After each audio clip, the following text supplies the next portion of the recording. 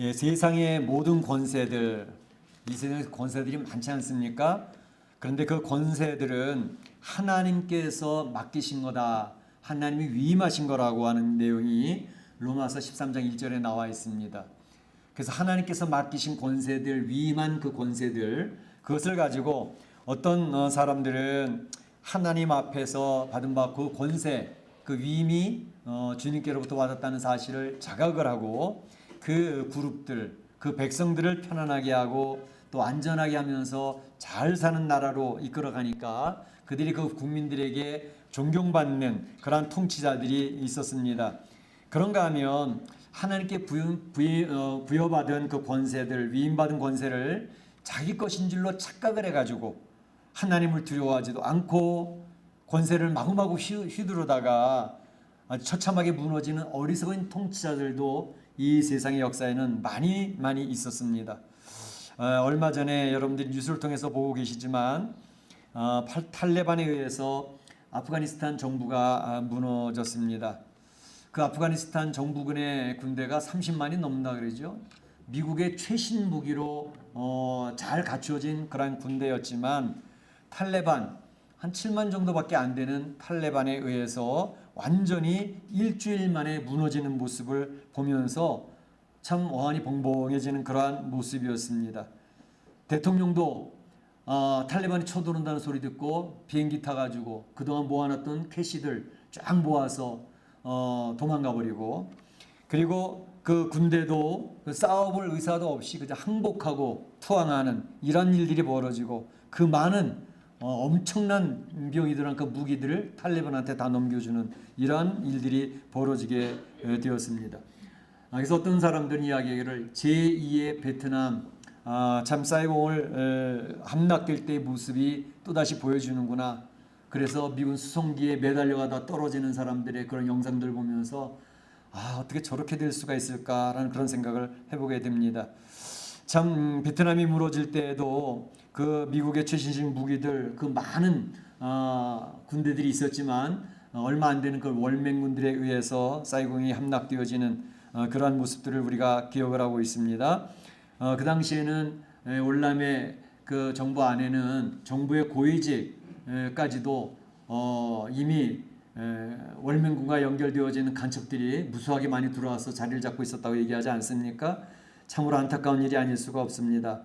특별히 이번 아프간 사태를 통해서 지금 많은 사람들이 사상이 되어지고 죽고 하는 이런 뉴스들이 계속 접해지고 있는데, 이런 일을 보면서 미국의 바이든 대통령의 그 참 잘못한 것들이 드러나는 그러한 모습을 볼 수가 있습니다.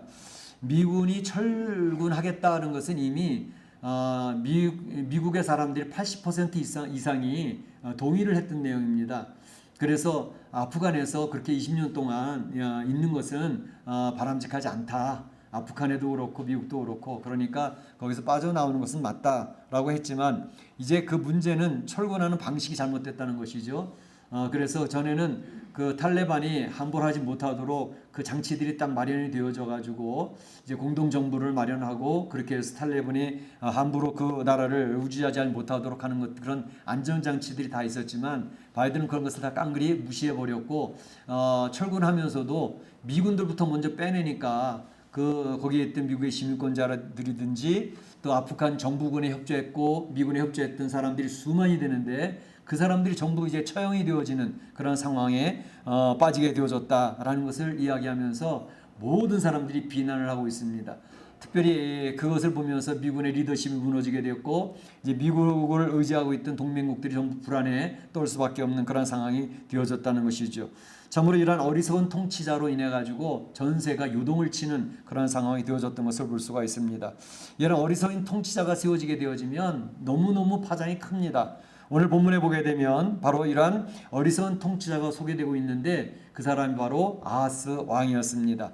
그래서 이 아하스 왕을 살펴보면서 우리가 하나님께서 오늘 이 아침에 우리에게 주시는 메시지를 들어보고자 하는 것입니다. 이제 살펴볼 때 먼저는 이 아하스 왕, 유다의 아하스 왕의 아버지는 누구였나 라는 것을 한번 살펴보고자 합니다. 왜냐하면 서로 비교되는 내용이 있기 때문에 그 내용을 살펴보고자 하고, 두 번째로는 아하스의 그 어리석은 모습들을 한번 조명을 해보고자 합니다. 그리고 마지막 세 번째로는 아하스 주변에 신앙의 리더들이 있었습니다. 그 신앙의 리더들이 어떻게 했는가라는 것을 살펴보면서 오늘 하나님께서 우리에게 주시는 메시지, 우리가 신앙의 귀한 메시지를 듣고자 하는 것입니다. 먼저 생각해 볼 것은 아하스의 부친이 누구신가라는 걸 생각해 보겠습니다. 아하스의 부친이 누굴까요? 요담. 벌써 일찍 오셔가지고 성경 일찍 읽어보신 분들은 찾아냈어요. 그래서 우리 장로님이 일찍 오셔가지고 한 30분 전에 오셔가지고 성경 오늘 본문 뭔가 쫙 읽으시면서 기도하고 준비를 하시더라고요. 너무나도 감사해요. 자, 그런데 오늘 본문에는 사실 저희가 읽지 않았습니다. 오늘은 저희가 28장을 보는데 역대하 27장에는 바로 그의 아버지 요담 왕에 대한 내용이 설명이 되어져 있습니다. 그 내용을 보게 되면 이 우시야 왕의 아들 요담 왕, 아하스 왕의 아버지 요담은 하나님 앞에 칭찬받는 왕으로 기록이 되어지고 있습니다. 27장 2절 바로 앞장 2절에 보게 되면 여호와 보시기에 정직히 행하였다. 그런데 그는 여호와의 성전에는 들어가지 아니하였다. 이렇게 되어 있습니다. 왜 이 말을 기록해 놨을까? 왜 요담 왕이 그렇게 칭찬받는 왕이었는데 성전에 들어가지 아니하였다고 특별히 기록했을까? 기억나시죠? 그의 아버지 우시야가 성전에 들어가서 자기가 분양하겠다고 하다가 문둥병자가 되지 않았습니까? 그의 아들 요담은 그것을 기억했던 것입니다. 반면교사로 삼았습니다. 나는 절대로 이 성전에 들어가서 분양하는 이러한 여호와께 범죄하는 것을 짓지 않겠다. 그래서 결코 그의 통치 시절에는 성전에 들어가지 않았다는 것입니다. 뿐만 아니라 27장 4절에 보게 되면 그는 국가를 안전하게 지키는 일에 힘을 기울였습니다. 그래서 성읍들을 건축하고 숲을 가운데 견고한 진영을 세우고 망대를 건축했다 이렇게 얘기했습니다. 그래서 그가 요담 왕이 했던 것은 암몬을 정복을 했고 그리고 많은 조공도 받게 되어져서 은 100달란트를 받고 밀과 보리 1만석씩 매년 받아내는 그러한 일들을 하는 그 요담은 왕으로서의 그 통치력을 잘 발휘했던 왕으로 기록되어 있습니다. 그래서 요담에 대한 하나님의 평가는 이렇게 되어져 있습니다. 이 바로 앞장 27장 6절에 보게 되면 요담이 그의 하나님 여호와 앞에서 바른 길을 걸었으므로 점점 강하여졌더라 이렇게 되어 있습니다. 하나님 앞에 바른 길을 걸으니까 강하여졌다. 하나님의 축복이 임하였다라는 것을 요담의 삶의 결론으로 기록을 하고 있다는 얘기죠. 그런데 바로 그의 아버지 요담은 이와 같이 했는데 그의 아들 아하스는 어떻게 했는가? 아하스는 바로 어리석고 악한 통치자였다라고 성경은 기록을 하고 있는 것을 볼 수가 있습니다. 특별히 역대기의 기록자는 이 악하고 어리석음에 대한 초점을 맞춰서 아하스 왕을 설명하고 있는 내용을 볼 수가 있습니다. 여러분들이 이제 성경을 보다 보면 제가 여기 열왕기를 살펴보면서도 열왕기와 역대기를 서로 비교해 가면서 왔다 갔다 하면서 보고 있지 않습니까? 각 왕에 대해서. 그러니까 어떤 분들은 열왕기하고 역대기하고 서로 흘러가는 것도 비슷하고 내용도 좀 비슷한 것 같아서 이거 같은 책가 아닌가? 이렇게 볼 수 있는데 열왕기와 역대기는 서로 차이점이 많습니다. 이를테면 열왕기 상하 이것은 이스라엘 유다 백성이 바벨론 포로로 끌려가기 전에 기록되어진 책입니다. 그런가 하면 역대상하 역대기는 바벨론 포로 70년 생활하고 돌아와서 기록되어진 책입니다. 큰 차이가 있죠.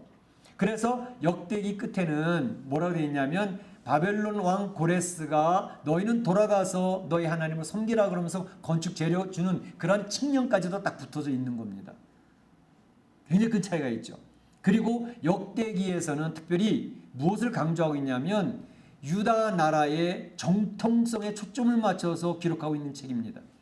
그래서 다윗의 후손들 정통성 그리고 하나님 앞에 바르게 세웠던 그 왕들에 대한 기록을 굉장히 중요시 여기면서 거기에 초점을 맞춰서 기록하고 있는 것을 볼 수 있습니다. 그런 차이가 있는 것이죠.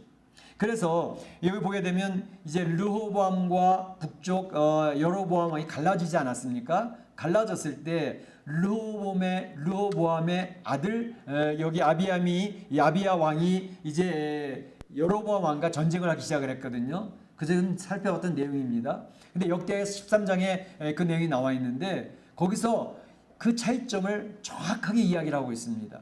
이 아비야 왕은 여로보암 왕에게 전쟁을 하기 직전에 먼저 선언을 하는 것이 야 여로보암 왕 당신 북쪽 이스라엘 왕은 우리 남쪽 유다하고는 천지차야. 정통성의 차이가 있어라는 것을 강조해서 설명을 합니다. 다시 말하면 북쪽 이스라엘 너희 여로보암 네가 다스리는 이스라엘은 막 금송아지를 섬기잖아. 너희들은. 우리는 그렇게 안 하거든. 너희는 바로 제사장도 너희들 마음대로 뽑아서 세우잖아. 여로보암 왕 당신이 마음에 맞는 사람 뽑아가지고 제사장 다 시켰잖아. 그리고 절기도 당신들 마음대로 고쳐가지고 지금 하고 있잖아. 거기에 무슨 하나님께서 축복하시는 게 있겠어? 이렇게 얘기를 하면서 우리 남쪽 유다는 율법에서 정한 대로 바로 하나님의 제단에서 모든 제사를 율법대로 조속으로 번제를 드리며 바르게 하나님 정해주신 절기에 우리는 하나님 앞에 나가고 있다라는 것을 이야기하면서 북쪽 이스라엘과 남쪽 유다의 정체성에 대한 차이를 강하게 강조를 합니다. 역대기서를 기록했던 기록자는 그 유다의 정체성에 대한 문제를 굉장히 중요하게 다루고 있다는 사실입니다. 그래서 바로 역대기서 보게 되면 아사 왕이라든지 여호사밧 왕이라든지 이런 왕들은 하나님께서 자기들에게 주셨던 권세, 권력, 자기네들 하나님 앞에 그 권력을 위임받았다고 하는 사실이 분명했기 때문에 자기에게 주어진 권세를 하나님이 원하시는 대로 사용해야 된다는 사실을 정확히 알고 있었습니다.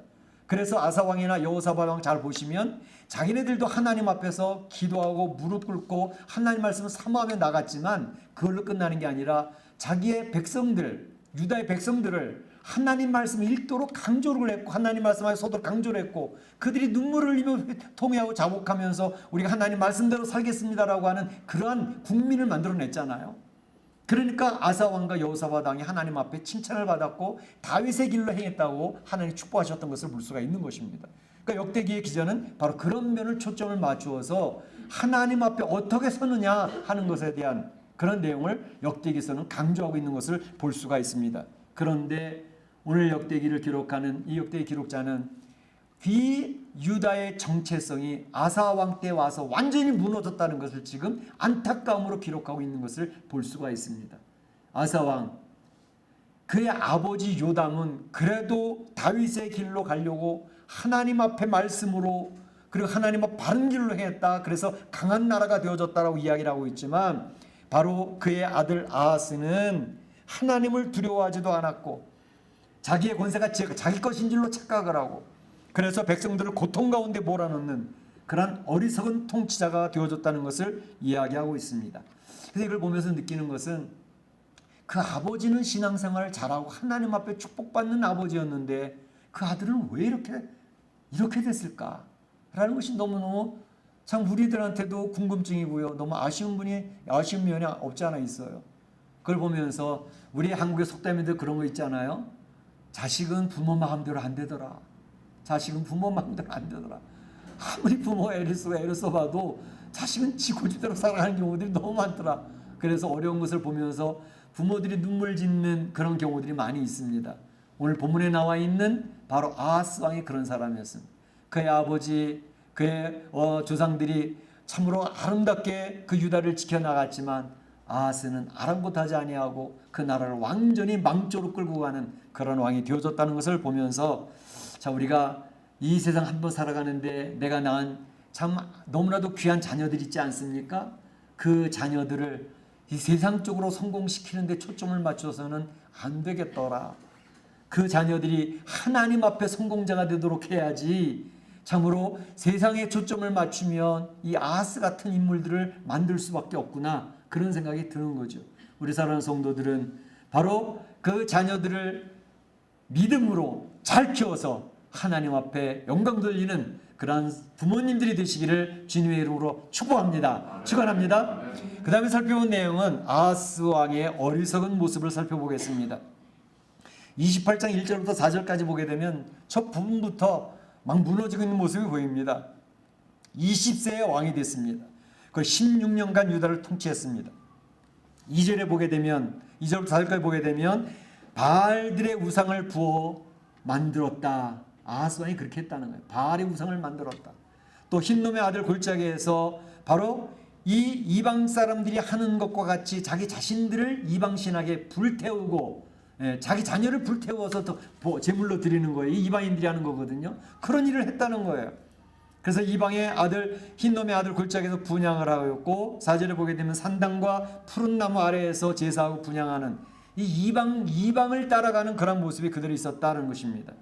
하나님을 제쳐놓고 우상 숭배에 빠진 어리석은 통치자 아하스, 어떤 결과를 맞았을까요? 뭐 안 봐도 뻔하지요. 그러나 성경에 설명한 내용은 이런 것들입니다. 5절 6절에 보게 되면 그러므로 그 결과를 얘기하죠. 5, 6절에도 이는 그렇게 얘기하죠. 그러므로 이는 바로 우상 숭배하며 하나님을 제쳐놓고 살아갔던 그 삶의 결과는 어떠했냐? 5절에 보면 그러므로 그의 하나님 여호와께서 그를 아람의 손에 넘기심에 심히 많은 무리가 아람 다메섹으로 끌려갔고, 통치자가 어리석으니까 그 백성들이 고통을 당합니다. 백성들이 끌려가는, 포로로 끌려가는 거예요.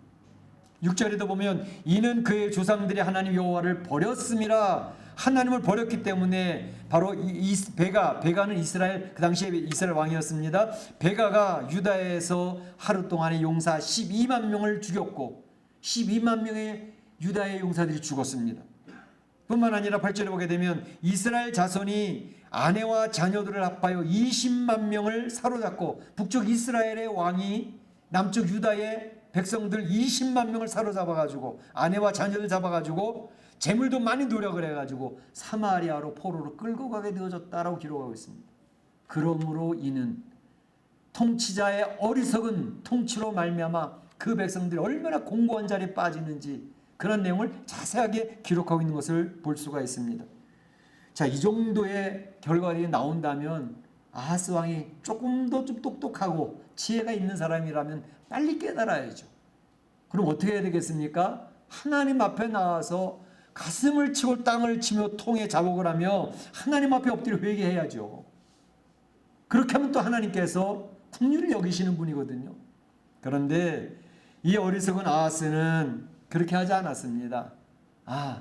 저 북쪽 이스라엘과 아람이 연합해가지고 우리를 공격했으니 이 북쪽 아람이나 이스라엘을 물리칠 수 있는 힘은 아수르에게 있지. 그 아수르한테는 꼼짝 못할 거야. 외교 정책을 펼치는 겁니다. 아수르 왕에게 나가서 청을 합니다. 아수르 왕에게 성전의 금은과 왕궁의 금은과 또 그 재상들의 모든 재산을 뺏어가지고 이제 그들에게 갖다 주면서 우리 좀 도와달라라고 이야기를 하는 것입니다. 자, 이렇게 되어지면 문제가 풀어질 줄 알았죠? 풀어주기는커녕 주변에 있는 별 볼일 없는 나라들이 아하스 왕을 우습게 여기는 겁니다.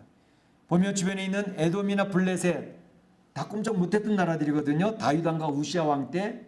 그런데 바로 그 에돔과 블레셋이 유다를 공격하여서 그들을 희롱한다는 것이 17절 18절에 나와 있습니다. 주변에 조그만 나라들, 별로 힘도 쓰지도 못했던 나라들이 와서 아하스 왕을 우습게 여기는 거예요. 희롱을 하는 거예요. 통치자가 이렇게 어리석으면 주변에 있는 나라들이 우습게 여깁니다. 그래서 그 나라가 조롱을 당하게 되는 것을 볼 수가 있습니다. 바로 그렇게 되는 모습을 19절에서 설명을 합니다. 왜 이렇게 별 볼 일 없는 나라들도 와서 조롱을 하고 별 욕을 다하며 쌍소리를 다하며 그의 희롱을 하는가? 19절에 보게 되면 이는 이스라엘 왕 아하스가 유다에서 망령되이 행하여, 망령되이 행했단 말이에요. 하나님을 제쳐놓고 세상을 따라가고 우상을 따라가니 여호와께 크게 범죄하였으므로 하나님은 그것을 범죄로 규정을 했습니다. 그래서 하나님은 여호와께서 유다를 낮추심이라. 유다를 낮추심이라. 주변에 있는 나라들이 우습게 생각하고 별 희롱을 다하고 자기 백성들이 20만이나 포로로 잡혀 끌려가고 많은 군사가 12만 명이나 죽고 이런 처참한 지경에 놓여지고 있는 것을 이야기하고 있는 것을 볼 수 있습니다. 그런데 아하스는 어리석음에 대한 것을 한술 더 뚠니다. 어떻게 합니까? 얼마나 고집불통인지 알 수가 없습니다. 주변 참모들의 말도 듣지도 않습니다. 백성들이 간구하는 내용도 듣지도 않습니다. 이번에 바이든도 그랬거든요. 주변에서 이야기를 해도 듣지 않습니다. 고집불통입니다. 뭐라고 얘기했냐면 이 다메섹 아람이 이스라엘을 이렇게 이길 수 있었던 것은 그들의 힘이 있어서 그랬던 거야. 다메섹 아람의 신이 힘이 있어서 그랬던 거야. 그러니까 이제는 나도 그 신들의 도움을 받으려고 해. 그래서 23절에 보게 되면 아람 왕들의 신들이 그들을 도왔으니 나도 그 신에게 제사하여 나를 돕게 하리라 하였으나 그 신이 아람 왕의 신이 다메섹의 신이 아하스와 온 이스라엘을 망하게 하였더라 라고 기록합니다. 25절에 보게 되면 그 열조의 하나님 여호와의 노를 격발케 하였더라. 우리가 읽은 성경에는 여호와께서 진노하셨더라 이렇게 되어졌는데 옛날 성경엔 더 강하게 표현되어 있습니다. 여호와께서 여호와의 노를 격발케 하셨더라. 화가 막 터져 나왔다는 것을 이야기하고 있습니다. 아하스 왕이 하는 그 모습을 보면서 이걸 보면서 참 하나님께서 맡겨주신 권세, 그 권세를 가지고 사명감을 느끼면서 아사 왕이나 여호사밧 왕처럼 하나님을 자기도 잘 섬기고 그가 다루고 있는 모든 백성들 하나님 앞으로 이끌어가는 그런 왕이 되었으면 얼마나 좋았겠습니까? 이 어리석음은 이란 모든 것을 제쳐놓고 하나님을 두려워하지도 않고 자기 생각대로 자기 고집대로 밀고 나가니까 자기도 망하게 되어지고 그 백성들도 망조가 들게 하는 그런 어리석음 가운데 놓여지게 되어졌다는 것을 볼 수가 있습니다. 어리석은 통치자의 모습을 보게 됩니다. 통치자를 잘못 세워서 그 나라가 망하게 되어졌다는 사실을 성경은 분명하게 기록하고 있습니다. 이러한 어리석은 통치자를 오늘 우리는 미국에서도 볼 수가 있습니다. 또 한국에서도 그런 통치자의 모습, 어리석음을 보게 됩니다. 너무나도 안타까운 일이 아닐 수가 없습니다. 세 번째는 아하스 주변의 신앙의 리더들을 봅니다. 아하스 주변의 신앙의 리더들이 있었어요. 오늘 우리 성경 본문에 나오지 않았지만 아하스 곁에 제사장 우리아가 있었습니다. 그리고 선지자 오댓의 이야기가 오늘 본문에 기록되고 있습니다. 그리고 이사야서에 보게 되면 이 아하스에게 와서 권면하고 있던 이사야 선지자의 권면이 나오고 있습니다. 이 내용을 한번 살펴보면 아하스 곁에 제사장 우리아가 있었거든요. 오늘 본문에는 기록이 되어 있지 않지만 열왕기하 16장 10절 11절에는 그 내용이 나와 있습니다. 그 내용을 보게 되면 아하스가 다메섹, 암몬, 아람의 신들의 제단을 보면서 아하, 이 아람의 신, 다메섹의 신을 우리 예루살렘에서도 섬기면 우리가 이길 수 있겠다. 그런 어리석은 생각을 했던 것입니다. 그러면서 바로 그 아람에 있는 다메섹에 있는 그 제단을 본떠서 그림을 그려가지고 전령을 통해서 보냅니다. 예루살렘에 있는 제사장 우리아에게 보냅니다. 우리아 제사장이요, 이 제단을 잘 만들어가지고 우리가 그들이 이겼던 그 신들을 섬깁시다. 그 얘기를 하는 것입니다. 그러면서 예루살렘에 있는 성전은 문도 닫고 그걸 회파하고 번제단, 물두멍 모든 그러한 기구들은 다 한쪽 구석으로 밀어놓고 다메섹의 아람의 제단을 만들어 놓고 섬기겠다는 것입니다. 자, 이런 이야기를 들었던 제사장 우리아가 어떻게 해야 되겠습니까? 그렇게 하면 안 됩니다 라고 이야기를 했어야 되는데 그는 그대로 순응합니다. 통치자의 비유를 마칩니다. 통치자의 비유를 마치면서 그의 뜻을 따라가니 그러니 망하게 되는 것이죠. 참으로 나라가 망하려고 그러면 바른 말을 해야 될 사람들이 침묵하고 있다는 것입니다. 바른 말을 해야 될 위치에 있는 사람들이 침묵하게 되면 그 나라는 망조로 들어가게 되는 것을 볼 수가 있습니다. 바른 말을 해야 그의 생명이 위험하더라도 생명을 걸고라도 바른 말을 하는 그러한 사람이 되어져야 되는데 그렇지 못했다는 것입니다. 우시야 왕 때 성전에 들어와서 분양하려고 하는 우시야 왕을 바라보면서 제사장 아사랴가 뭐라 그랬죠? 왕이시여, 이렇게 하면 안 됩니다. 생명을 내걸고 이야기하잖아요. 이렇게 하면 하나님 기뻐하시는 일이 아닙니다. 제사 드리는 일은 우리 제사장들이 해야 될 일입니다. 왕은 물러나 주십시오. 무슨 뚱딴지 같은 소리 하고 있어 하다가 문둥병에 걸려가지고 쫓겨나지 않습니까? 바로 그러한 제사장이 필요했던 것인데 나라가 어려워지려면 바른 말을 해야 되는 사람이 다 입을 닫고 있는 거예요. 다 지퍼를 채우고 있는 거예요. 그러니까 바른 말 해주는 것이 먹히지가 않는 것이죠. 그래서 우리는 이런 모습을 보면서 마지막 때에 어려울 때에 신앙의 리더들의 사명감을 다시 한번 생각해 볼 그러한 생각이 들게 되는 것입니다. 두 번째 선거는 선지자 오뎃입니다. 선지자 오뎃은 바로 북이스라엘군이 유다 포로 20만 명을 잡아서 끌고 오지 않습니까? 끌고 가는 길에 선지자 오뎃이 막아섭니다. 막아서면서 이야기를 합니다. 유다와 예루살렘 백성들을 압자여 너희들이 삼으려고 하는데 이거 그렇게 하면 안 돼라고 이야기를 합니다. 너희는 너희 하나님 여호와께 범죄함이 없느냐? 바로 사로잡아온 포로들을 놓아서 다시 돌아가도록 해라. 그렇게 하지 않으면 여호와의 진노가 너희에게 임박하느니라. 이렇게 포로를 끌고 와서 노예를 삼으면 하나님이 기뻐하시는 일이 아니야. 그렇게 하면 안 돼 라고 선지자 오뎃이 이야기를 합니다. 강하게 그 이야기를 선포할 때에 이 사람은 홀로 선포하고 있었는데 하나님의 뜻에 따라 홀로 그 길을 뚜벅뚜벅 걸어가다 보면 도격자들이 생깁니다. 바른 생각을 가진, 바른 마음을 가진 용기 있는 사람들이 분명히 있거든요.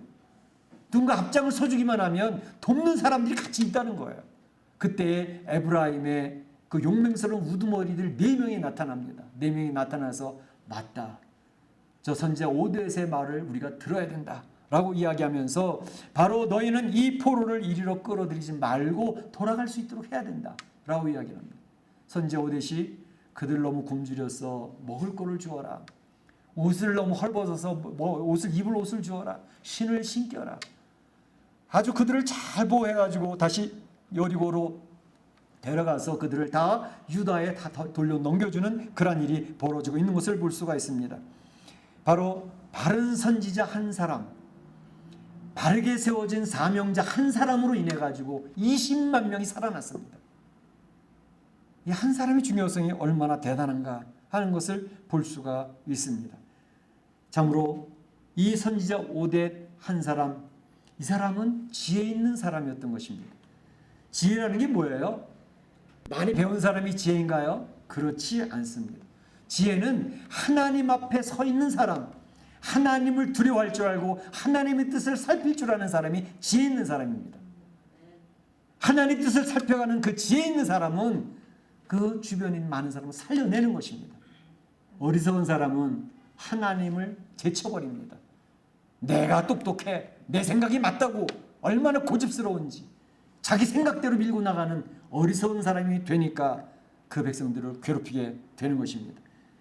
그래서 이 오뎃과 같은 이러한 사람이 참 지혜로운 사람이 생기면 참 중요하겠다라는 그런 생각을 해보게 되는 것이죠. 마지막으로 한 사람은 이사야 선지자입니다. 이사야 선지자는 오늘 본문에 나와 있지는 않아요. 열왕기 역대기에도 나와 있지는 않지만 이사야서 7장 10절에서 14절을 보게 되면 바로 이사야 선지자가 아하스 왕에게 권면을 합니다. 충언을 합니다. 무엇을 얘기냐면 사람을 괴롭게 하고 나의 하나님을 괴롭게 하지 마십시오. 아하스 왕이요, 이제는 하나님 앞에 징조를 구하십시오. 아수르 왕에게 도움을 구하려고 하는 어리석음을 범치 마십시오. 라고 이사야 선지자가 와서 이야기를 합니다. 하나님의 징조를 구하라고요. 하나님 앞에 엎드려 기도하시라고요. 라고 이야기를 합니다. 그러면서 얘기했던 내용이 우리가 잘 알고 있는 유명한 구절입니다. 이사야서 7장 14절에 주께서 친히 징조로 너에게 주실 것이라. 보라, 처녀가 잉태하여 너 아들을 낳을 것이요 그 이름을 임마누엘이라 하리라. 아수르 왕에게 구하지 말고 하나님 앞에 징조를 구하라. 바로 처녀가 잉태하여 아들을 낳을 것인데 그것이 임마누엘이고 그 징조가 될 것이야 라고 이야기를 하는 것입니다. 그것은 하나님께서 너희와 함께 하실 것이니 하나님의 도움을 구하시오 라고 이야기를 합니다. 그때 어리석은 통치자 아하스는 어떤 반응을 보였을까요? 7장 12절에 보게 되면 이렇게 얘기합니다. 아하스가 가로되 나는 구하지 아니하겠나이다. 나는 구하지 아니하겠나이다. 이유를 이렇게 설명합니다. 나는 여호와를 시험치 아니하겠나이다. 제가 구하지 않겠대요. 근데 그 이유는 구하는 것은 하나님을 시험하는 것이 될까 봐 안 구하겠다는 것입니다. 얼마나 어리석은지. 그 말은 하나님 없이 내가 알아서 하겠습니다. 그 뜻입니다. 하나님 없이 내가 알아서 하겠다고요. 제발 그러지 마십시오. 이사야 선지자 말을 그냥 거절해 버리는 모습을 볼 수가 있습니다. 이 세상을 살아가는 사람들도 이 두 모습이 있습니다. 아사 왕이나 여호사밧 왕이나 이 선지자 오뎃처럼 하나님을 두려워하며 하나님의 지혜를 구하며 하나님 앞에 엎드려서 하나님의 뜻을 따라가는 사람들이 있습니다. 이 사람들은 바로 그 자기도 하나님 앞에 축복을 받을 뿐만 아니라 그에게 속해 있는 백성들, 국민들을 편안하게 합니다. 그들을 편안하게 하고 그들을 잘 살게 하고 안전하게 하니까 그 백성들이 존경을 합니다. 우러러봅니다. 그러나 자기의 것을 앞세우고 내가 할 수 있어, 다른 사람 도움 필요 없다고 그러며 고집스럽게 하나님을 제쳐놓고 자기 생각대로 하는 그런 모습. 사사기의 어두운 시대가 왜 왔습니까? 사사기의 결론은 사람들이 각각 자기의 소견에 옳은 대로 행하였다라가 결론입니다. 이 세상 사람들도 모두 자기가 똑똑한 줄 알아요. 하나님 없이도 살 수 있다고 얘기하는 것이 이 세상입니다. 그래서 이 하나님 없이 이 세상을 통치하겠다고 글로벌리스트들이 만들어지는 것입니다. 하나님께서는 하늘에 계신 자가 웃으시며, 이 세상이 지금 그렇게 흘러가고 있습니다. 우리 성도들에게 하나님을 요청합니다. 하나님의 뜻을 찾고 구하며 지혜 있는 자가 되어져서 너에게 속해 있는 많은 사람, 가정을 살리고 그리고 그 구름을 살리고 그 국가를 살리는 그러한 사람들이 되겠느냐? 아니면 자기 생각대로 자기 고집대로 살아서 자기도 망할 뿐만 아니라 가족도 망하게 하고 그 그룹에 속해 있는 그룹도 망하게 하는 어리석은 사람으로 살 것이냐? 묻고 있는 것입니다. 오늘 하나님께서는 우리 성도들 모두가 이 사회의 리더들이라고 이야기를 하고 있습니다. 왕 같은 제사장으로 세상을 통치할 자라는 사명을 부여하셨습니다. 우리 성도들 중에 하나님의 뜻을 두려워하며 하나님의 뜻을 따라가는 사람들은 그 지혜로운 통치자로서의 역할을 감당하게 될 것입니다. 그러나 하나님 없이 내가 지금까지 잘했어, 내 생각대로 할 거야, 그러면 어리석은 리더가 될 수밖에 없고 그 지혜의 문이 닫혀버리게 될 것입니다. 그러면 가족도 망합니다. 그 속해 있는 모든 그룹이 망합니다. 그리고 국가도 망조로 들게 만들 것입니다. 우리 사랑하는 성도들은 오늘 어리석은 통치자 아사야의 반면교사를 기억하시고 다윗처럼, 아사왕처럼, 여호사밧처럼 승리하는 여러분들 리더들이 되시기를 주의 이름으로 축원합니다. 축복합니다. 다시 다 같이 한 목소리로 기도하겠습니다. 오늘도 하나님께 주신 말씀을 기억을 하면서, 하나님, 이 세상 살아갈 때 어리석은 통치자처럼 그런 리더로 살아갈 것입니까? 아니면 다윗처럼 지혜로운 리더로 살아갈 것입니까? 선택할 수 있게 해주세요. 기도하시길 바랍니다. 다 같이 한 목소리 기도합니다. 사랑의 하나님, 감사합니다. 주님께서 오늘도 이 아하스 왕의 모습을 보면서 교훈을 받게 하십니다. 이 세상을 살아가면서 어리석은 통치자의 모습들을 우리 주변에서 많이 발견하게 됩니다. 그러한 모습을 보면서 우리가 이제는 하나님 앞에 두렵고 떨림으로 겸허하게 엎드려서 주의 뜻을 분별하는 자로 살아갈 수 있게 해주시고, 지혜의 문이 열려서 하나님의 뜻을 실천해서 살아갈 수 있는 저희 되도록 인도하여 주시기를 원합니다. 아버지 하나님, 저희 마지막 때를 살아가며 하나님의 도우심이 필요합니다. 저희를 긍휼히 여겨 주시옵소서. 우리 성도들이 이 세상의 지도자들입니다. 리더들입니다. 저에게 지혜의 문을 열어 주시옵소서. 하나님 앞에 엎드리게 하여 주시옵소서. 주의 말씀을 사모하게 하여 주옵소서. 주의 말씀 앞에 순종하며 살아갈 수 있도록 도와주시옵소서. 감사하옵고 예수님의 이름으로 기도하옵나이다. 아멘. 다 같이 일어나셔서 사랑합니다 나의 예수님,